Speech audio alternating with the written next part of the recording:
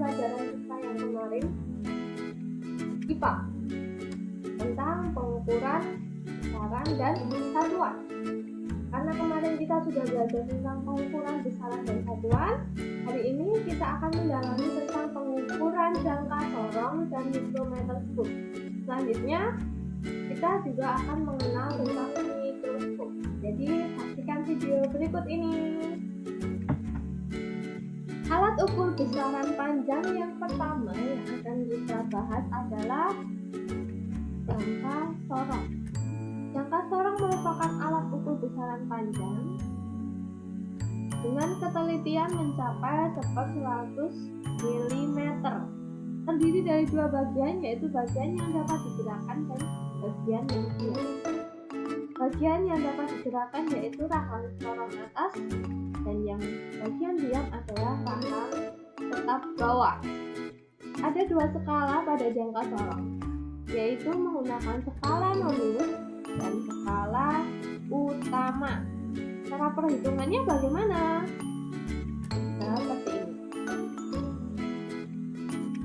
Usahakan saat melihat jangka sorong, bagian dengan angka ini sejajar dengan mata atau tegak lurus dengan mata.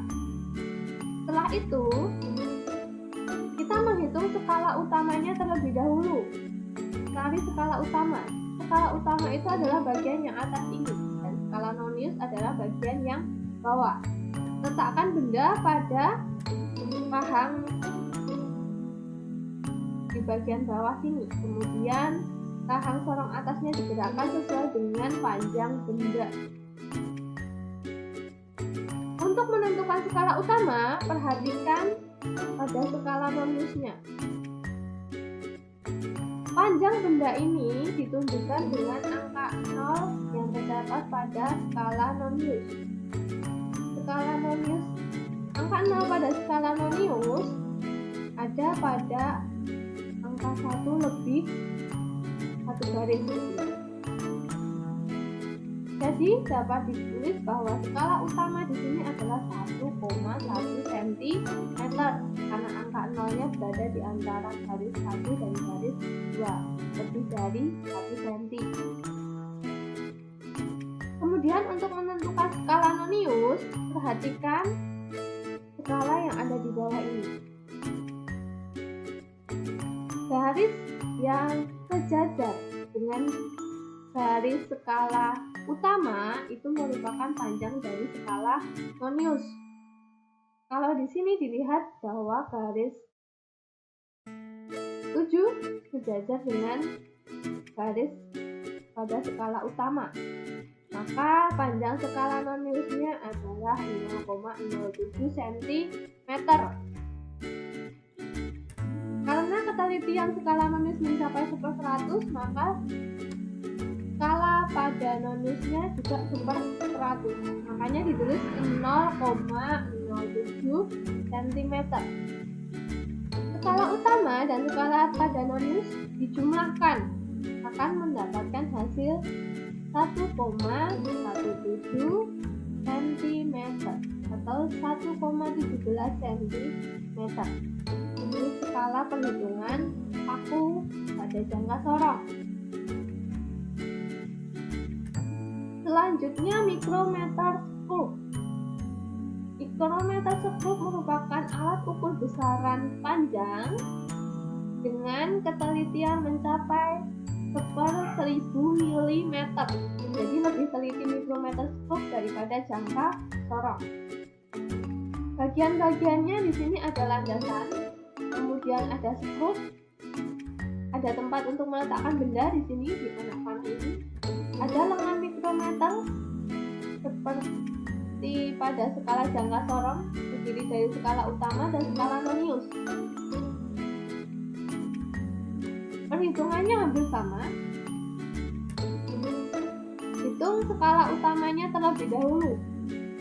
Skala utama di sini dari angka 0 sampai 4. Berapa angka yang ditunjukkan? Kalau di sini berhenti sampai 4. Jadi skala utamanya 4 mm. Kemudian cari skala noniusnya. Skala nonius adalah skala dengan garis yang sejajar dengan skala utama. Jadi karena garis pada skala utama di sini sejajar dengan angka 30, maka skala noniusnya adalah 0,30 mm. Ingat satuannya milimeter karena ketelitian mikrometer itu 1/1000 mm. Jadi lebih teliti dari jangka sorong. Skala utama dan skala nonius dijumlahkan maka akan menghasilkan 4,30 mm. Selanjutnya, dalam IPA ada benda-benda yang tidak dapat dilihat dengan mata biasa. Maka perlu dilakukan dengan bantuan sebuah alat, yaitu namanya mikroskop. Mikroskop ditemukan oleh Antonio van Leeuwenhoek. Alat ini digunakan untuk melihat benda-benda mikroskopis yang tidak dapat dilihat dengan mata biasa, seperti virus, bakteri, ataupun organisme kecil lainnya. Mikroskop memiliki bagian-bagian penting. Ada bagian optik yang terdiri dari beberapa lensa dan badan mikroskop. Bagian optik terdiri dari lensa okuler yang berfungsi untuk memperbesar bayangan benda dari bayangan yang dibentuk oleh lensa objektif. Kemudian ada lensa objektif. Lensa objektif merupakan lensa yang berada di dekat objek atau preparat. Fungsi dari lensa objektif yaitu untuk menangkap bayangan benda yang dihasilkan. Bayangan ini biasanya bersifat nyata terbalik diperbesar. Kemudian bagian optik yang lainnya ada diafragma.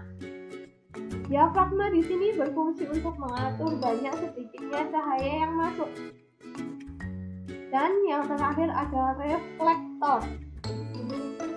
Reflektor ini berfungsi untuk mengarahkan pantulan cahaya yang masuk mengenai lensa objektif. Selain bagian optik, ada bagian lain dari mikroskop, yaitu kondensor. Kondensor berfungsi untuk mengumpulkan cahaya sehingga dapat menerangi meja preparat. Selanjutnya ada makrometer. Makrometer berfungsi untuk menaik turunkan tubus atau tabung mikroskop secara cepat agar diperoleh fokus bayangan benda. Kemudian ada mikrometer, digunakan untuk mencari bayangan yang paling jelas. Revolver. Revolver digunakan untuk memilih lensa objektif yang dikehendaki. Di situ ada biasanya perbesaran lensa objektif dari 10, 100 hingga 1000. Jadi, revolver fungsinya untuk menentukan perbesaran lensa yang digunakan. Kemudian ada meja benda. Meja benda berfungsi untuk tempat meletakkan benda yang akan diamati. Kemudian penjepit objek digunakan untuk menjepit kaca objek yang akan diamati agar tidak mudah bergeser.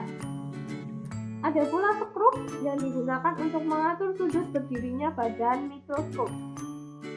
Lengan mikroskop di sini digunakan untuk tempat memegang mikroskop. Kaki mikroskop yang berfungsi sebagai penyangga berdirinya mikroskop, dan tubus atau tabung mikroskop yang berfungsi menghubungkan lensa objektif dengan lensa okuler.